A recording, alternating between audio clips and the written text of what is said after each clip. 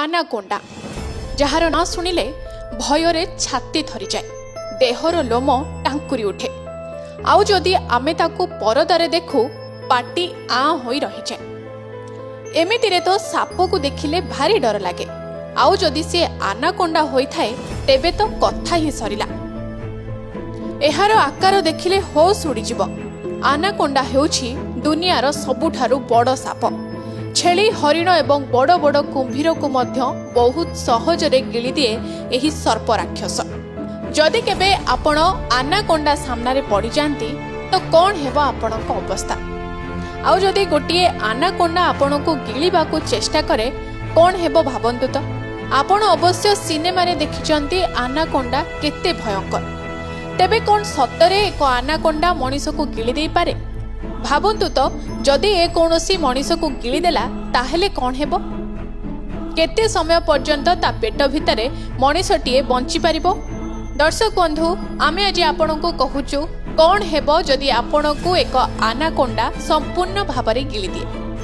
ଆପଣ ମାନିପାରନ୍ତି ବା ନ ମାନିପାରନ୍ତି, 2014 ମସିହାରେ ଜଣେ ବ୍ୟକ୍ତି ନିଜକୁ ଅତି ଚାଲାକ ଭାବି ଆନାକୋଣ୍ଡା ସହିତ ପଙ୍ଗା ନେବାକୁ ଚେଷ୍ଟା କରିଥିଲେ। ବ୍ୟକ୍ତି ଜଣକ ଘୁଷୁରୀ ରକ୍ତରେ ଭିଜା ହୋଇଥିବା ଏକ ବଡ଼ ଓ ଓଜନିଆ ସୁଟ୍ ପିନ୍ଧିଥିଲେ। ଆନାକୋଣ୍ଡା ପାଖକୁ ଗଲେ। ସାପଟି ପ୍ରାୟ 1 ଘଣ୍ଟା ପର୍ଯ୍ୟନ୍ତ ନିଜର ପାଟିରେ ସୁଟ୍କୁ ଦବାଇବାକୁ ଚେଷ୍ଟା କରିଥିଲା, ହେଲେ ସେ ଏଥିରେ ବିଫଳ ହେଲା ଆଉ ସମ୍ପୂର୍ଣ୍ଣ ଭାବରେ ମଣିଷକୁ ଗିଳି ପାରିଲା ନାହିଁ।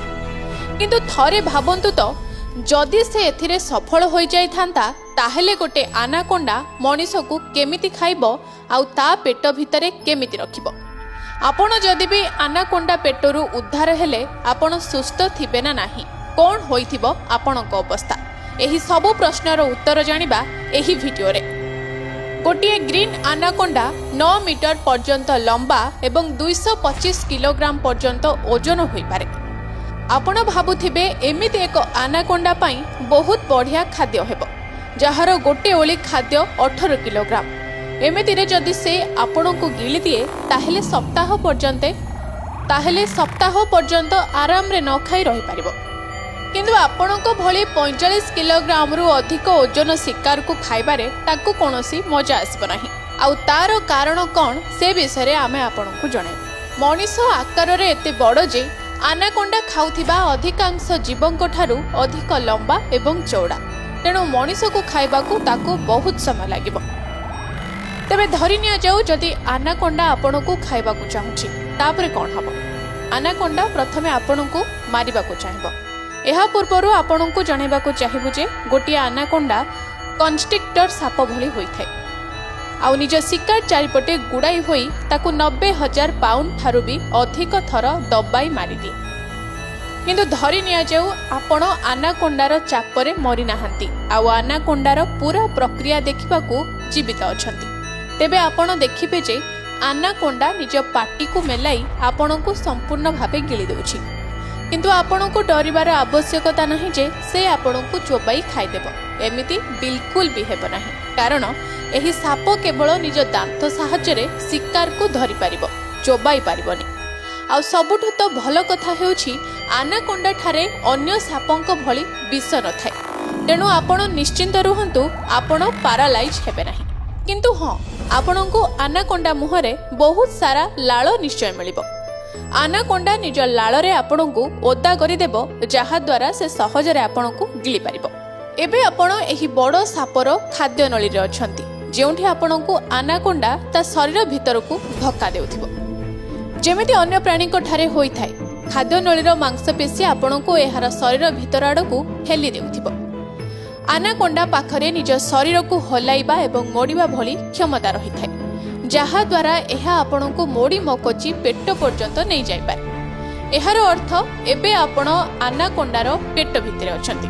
ଆପଣଙ୍କୁ ଜଣାଇବାକୁ ଚାହିଁବୁ ଯେ ଆନାକୋଣ୍ଡା ପେଟରେ ବହୁତ ମାତ୍ରାରେ ଏସିଡ୍ ଏବଂ ଇଞ୍ଜେନ୍ ସୃଷ୍ଟି ହୁଏ, ଯାହା ଆପଣଙ୍କ ତ୍ୱଚାକୁ ଏକଦମ ଖରାପ କରିଦେବ ଆଉ କିଛି ସମୟ ପରେ ଆପଣଙ୍କ ହାଡ଼ଗୁଡ଼ିକକୁ ବି ନଷ୍ଟ କରିଦେବ।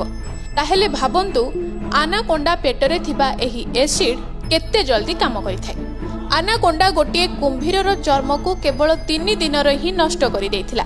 ସେହି ଅନୁଯାୟୀ ଆପଣ ଥରେ ଆପଣଙ୍କ ମୁଲାୟମ ତ୍ୱଚା ବିଷୟରେ ଭାବନ୍ତୁ। ଯେତେବେଳେ ଆପଣ ଏହାର ଲାଞ୍ଜ ଅଂଶ ଆଡ଼କୁ ଯିବେ ସେତେବେଳକୁ ଆପଣଙ୍କ ଶରୀର ଆହୁରି ଖଣ୍ଡ ବିଖଣ୍ଡିତ ହୋଇସାରିଥିବ। କାରଣ ଆନାକୋଣ୍ଡାର ଲିଭର ଏବଂ ପାନକ୍ରିଆଜରେ ଏହାଠାରୁ ବି ଅଧିକ ଏନଜାଇମ୍ ସୃଷ୍ଟି ହୁଏ। ଆପଣଙ୍କ କେଶ ଆଉ ନଖକୁ ଛାଡ଼ି ଆଉ ସବୁ କିଛି ପ୍ରାୟ ସମ୍ପୂର୍ଣ୍ଣ ନଷ୍ଟ ହୋଇସାରିଥିବ ବା ପଚି ସାରିଥିବ। ଯଦି ଆପଣ କୌଣସି ଟାଣ ସୁଟ୍ ପିନ୍ଧିଥିବେ ତେବେ ମଧ୍ୟ ଆପଣଙ୍କୁ କିଛି ସପ୍ତାହ ପର୍ଯ୍ୟନ୍ତ ଭିତରେ ରହିବାକୁ ହିଁ ହେବ। ଅବଶ୍ୟ ଏସବୁ ଘଟିବ ଯଦି ଆପଣ ଆନାକୋଣ୍ଡା ସହିତ ପଙ୍ଗା ନେବେ। ଆପଣ ଯେହେତୁ ଆକାରରେ ଏତେ ବଡ଼, ଆନାକୋଣ୍ଡା ଆପଣଙ୍କୁ ଖାଇବାକୁ ତ ଚାହିଁବନି, କିନ୍ତୁ ନିଜକୁ ରକ୍ଷା କରିବାକୁ ନିହାତି ଭାବରେ ଚେଷ୍ଟା କରିବ।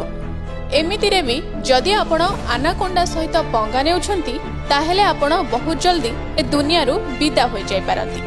କାହିଁକି ନା ଆପଣଙ୍କୁ ଆନାକୋଣ୍ଡା ନିଜ କୁଣ୍ଡଳୀ ଭିତରେ ଦବାଇ ଦବାଇ ମାରିଦେବ। ତାହେଲେ ଦର୍ଶକ ବନ୍ଧୁ, ଆପଣଙ୍କୁ ଆମର এই ଭିଡିଓ କେମିତି ଲାଗିଲା ଆମକୁ କମେଣ୍ଟ କରି ନିଶ୍ଚୟ ଜଣାଇବେ। ଏମିତି ଆହୁରି ଭିଡିଓ ଦେଖିବା ପାଇଁ ଆମ କେ ନ୍ୟୁଜ୍ ଓଡ଼ିଶା ଚ୍ୟାନେଲକୁ ଲାଇକ୍, ଫଲୋ, ସେୟାର ଏବଂ ସବସ୍କ୍ରାଇବ୍ କରିବାକୁ ଜମା ବି ଭୁଲନ୍ତୁ ନାହିଁ।